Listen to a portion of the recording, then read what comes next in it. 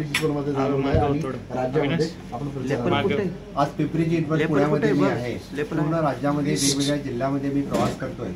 महायुतीचं सरकार 100% येणार आहे। लोकांचा कौल हा डबल इंजिन सरकारसाठी आहे, महायुतीसाठी आहे। या पद्धतीने महायुतीने या ठिकाणी विकास केलेला आहे, ते सरकार परत येईल याची मला खात्री आणि विश्वास आहे।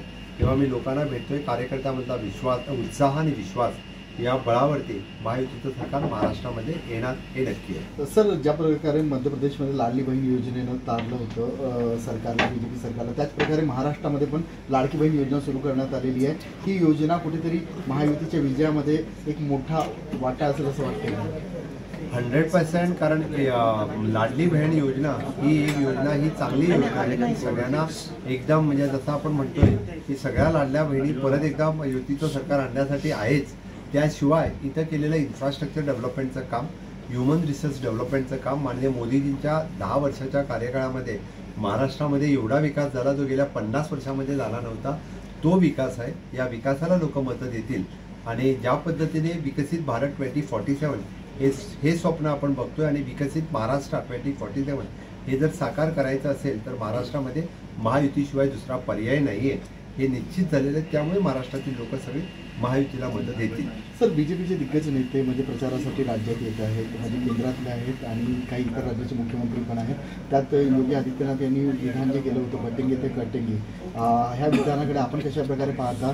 म्हणजे नरेंद्र मोदींनी पण ह्या विधानाची सहमती दाखवली होती। खरंच अशा प्रकारची स्थिती राज्यात आहे का? आम्ही सबका साथ सबका विकास सबका विश्वास हे पण केलेलं आहे। तोही लोकांचा सगळ्यांचा बरोबर घेऊन विकास करण्याचा साध्य आतापर्यंत मोदीजीने केलेला आहे। त्यामुळे आपण सबका साथ सबका विकास हे करतोय हेही लक्षात लोकांनी ठेवावं आणि सगळ्यांच्या विकासासाठी सर्वतोपरी माननीय मोदीजीचं आणि महायुतीचं सरकार हे सदोदित सर्वांसाठी काम करतंय। सर, शरद पवार फॅक्टरी किती आणि म्हणजे हे ठरेल? म्हणजे माझ्यापेक्षा जास्त आपल्याला माहिती आहे, कारण आपण महाराष्ट्रातले आहात। त्यामुळे आम्ही आमचं काम लोकांसमोर ठेवलेलं आहे। आम्ही 10 वर्षामध्ये मोदीजीचं काम लोकांना सांगितलेलं आहे। आता पण मी doctors, advocates, CA, chartered accountant, कामगार, मी दिवसभर मला वाटतं कमीत कमी 8 ते 10 वेगवेगळ्या मीटिंग्स अटेंड केल्या। 10ही मीटिंगमध्ये वेगवेगळ्या सेक्टरमधली लोक होते आणि खूप चांगला रिस्पॉन्स आपल्याला मिळाला। त्याबद्दल महायुतीचं आणि डबल इंजिनचं सरकार महाराष्ट्रात येणार हे नक्की। सर, क्वेश्चन असेल की मुख्यमंत्री पदाचा चेहरा कोण असेल म्हणजे महायुतीमध्ये राज्यामध्ये? बीजेपी पण क्लेम करते, शिवसेना पण क्लेम करते, महायुती ठरवेल, तो आत्ता कशाला? सर, एक डॉक्टर